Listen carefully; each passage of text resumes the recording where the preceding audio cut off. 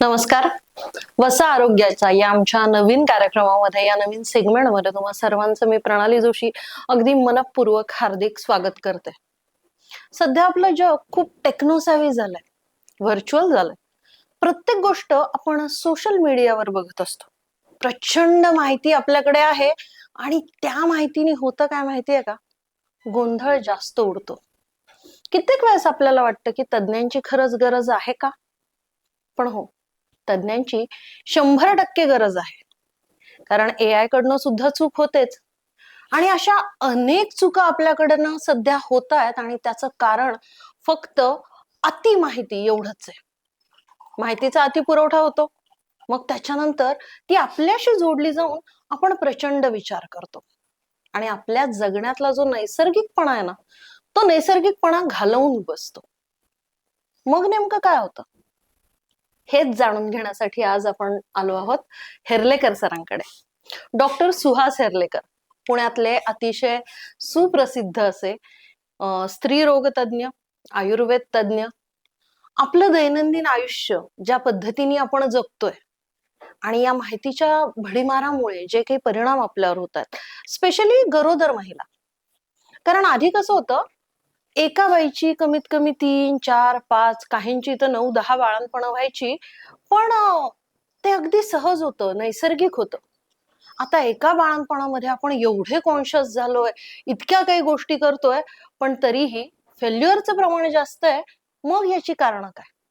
कारण ज्या क्षणी परिस्थिती आपल्यावर येते ना, त्यावेळेस जो गोंधळ उडतो, तिथे फक्त आणि फक्त तज्ञ आणि त्यांचा सल्ला याच गोष्टी काम करतात. तिथे सोशल मीडिया उपयोगी नाही पडत. आणि म्हणूनच सुप्रसिद्ध सुहास हेर्लेकर डॉक्टर साहेब, आमच्या आजच्या कार्यक्रमामध्ये तुमचं अगदी हार्दिक हार्दिक स्वागत आहे. नमस्कार. पहिला प्रश्न माझा तुम्हाला असा आहे की हे जे काही आयुष्य सध्या आपण जगतोय, आपलं दैनंदिन आयुष्य, त्याच्यामध्ये लाईफस्टाईल डिसऑर्डर याचं प्रमाण खूप वाढलंय. PCOS असेल किंवा डायबिटीस असेल, याला आपण लाईफस्टाईल डिसऑर्डर असंच म्हणतो. तर त्याचा आणि आयुर्वेदाचा नेमका संबंध काय, हे जरा आम्हाला थोडंसं प्लीज समजून सांगाल का? नमस्कार. मी डॉक्टर सुहास हेर्लेकर. आत्ताच प्रांजलीने सांगितल्याप्रमाणे आता सगळ्या नवीन गोष्टी आलेल्या आहेत किंवा सोशल मीडियावरती आपण बऱ्याचशा गोष्टी बघतो, त्यामुळे आपल्यामध्ये बरीच जीवनशैलीमध्ये फरक पडलेला आहे. आयुर्वेद सायन्स हे वेगळं आहे. आयुर्वेद हे आपल्या जीवन कसं जगावं हे सांगणारं खरं तर बेसिक सायन्स आहे. आणि जर यातून काही व्याधी निर्माण झाले किंवा जर काही अनारोग्य झालं, तर त्यासाठी काय पद्धतीची चिकित्सा केली जाते हे सांगणारं हे खरं शास्त्र आहे. त्यामुळे यामध्ये जीवनशैलीचाच मूळ विचार केलेला आहे. म्हणजे सकाळी उठल्यापासून संध्याकाळी किंवा रात्री झोपेपर्यंत आपण कुठल्या गोष्टी कशा पद्धतीच्या कराव्यात, काय खावं काय न खावं, व्यायाम कुठल्या पद्धतीचे करावेत, मानसिक स्वास्थ्य कशा पद्धतीने ठेवावं, हेच यामध्ये सांगितले गेलेलं आहे. त्यामुळे आयुर्वेद हा सगळ्यात चांगलं सायन्स आहे. आजच्या घडीला, आजच्या लोकांना किंवा आजच्या लाईफस्टाईलसाठी त्याच्याविषयी माहिती देणारं हे सगळ्यात चांगलं शास्त्र म्हणजे आयुर्वेद सायन्स. सर, आता एक स्त्री रोग तज्ञ म्हणून किंवा प्रसूती रोग तज्ञ म्हणून असंख्य महिला तुमच्याकडे येत असतात.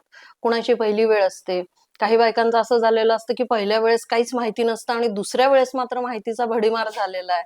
आणि मग नेमकं त्यातलं काय करावं काय न करावं, किंवा खूप चांगलं समजून एखादी गोष्ट केली आणि तिचे दुष्परिणाम झाले.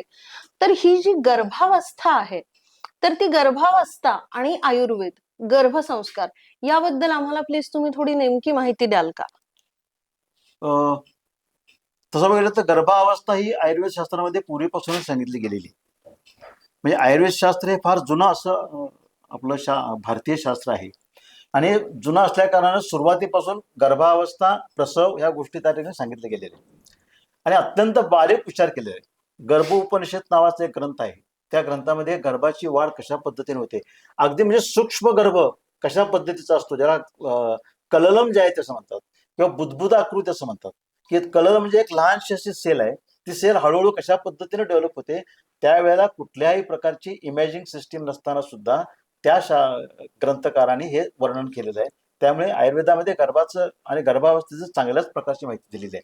त्यानंतर चरक, सुश्रुत हे 2 जर ग्रंथ आपण बघितले, त्या ग्रंथामध्ये सुद्धा या दोन्ही गर्भावस्थेचा विचार, प्रसवावस्थेचा विचार आणि प्रसवोत्तर याचा विचार चांगल्या पद्धतीने केलेला आहे. त्यामुळे आयुर्वेद हे खरं तर बेसिक सायन्स आहे. त्याच्यावरूनच खरं तर मॉडर्न सायन्स आलं. मॉडर्न सायन्स यामध्ये येण्याची गरजच काय खरं तर? वास्तविक गर्भावस्था ही शारीरिक क्रियात्मक अवस्था आहे. त्याच्यामध्ये मॉडर्न सायन्स याची काही तशी गरज नाहीये. पण पूर्वीच्या काळी जे काही बाळंतपणं व्हायची किंवा जे काही प्रॉब्लेम निर्माण व्हायचे, म्हणजे माता मृत्यूचं प्रमाण किंवा बालक मृत्यूचं प्रमाण हे जास्त व्हायला लागलं. त्यामुळे मग ते का व्हायला लागलं असं त्याचा विचार केला गेला.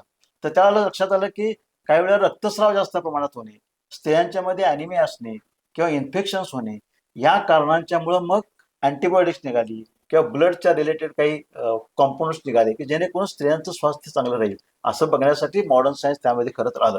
नाहीतर आयुर्वेद सायन्समध्ये छान पद्धतीने ही गोष्टी दिलेल्या आहेत. गर्भावस्था कशा पद्धतीची, गर्भधारणा कशी होते, गर्भावस्था कसा वाढत जातो, आहार कुठल्या पद्धतीचा करायचा, विहार कुठल्या पद्धतीचा करायचा, प्रसवावस्था म्हणजे काय आहे, त्याची लक्षणं कशा पद्धतीची असतात, प्रसव कशा पद्धतीनं होतो, ॲबनॉर्मल जे काही प्रेझेंटेशन असतात किंवा त्याला डिस्टोसिस असं म्हणतात किंवा ॲबनॉर्मल प्रसव असं म्हणतात, त्याच्या संदर्भात सुद्धा त्यांनी माहिती चांगल्या पद्धतीने दिलेली आहे. त्याच्याही पुढे जाऊन सिझेरियन सेक्शन कधी करावं लागतं याची पण माहिती सुश्रुतांनी त्यामध्ये दिलेली आहे. त्यामुळे आयुर्वेदामध्ये पूर्णपणे गर्भावस्था आणि त्याची माहिती दिलेली आहे.